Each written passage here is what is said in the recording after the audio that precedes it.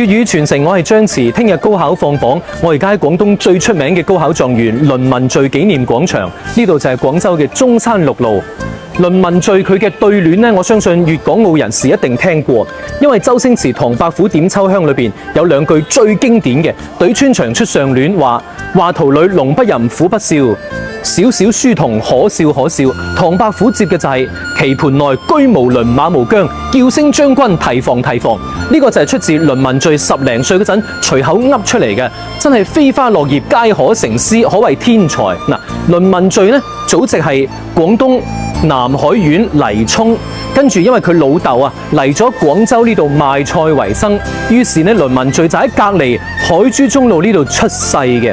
出世之後呢，佢嘅頭好大，人哋嗌佢大頭仔。跟住呢，佢可以落筆成文，出口成章。終於喺1499年，佢考取咗明朝嘅狀元，結束咗廣東200幾年都冇出過狀元嘅歷史，可謂廣東嘅奇才。所以而家都仲有佢嘅雕像同埋佢嘅紀念碑喺度。你仲想知道邊啲廣東名人嘅故事呢？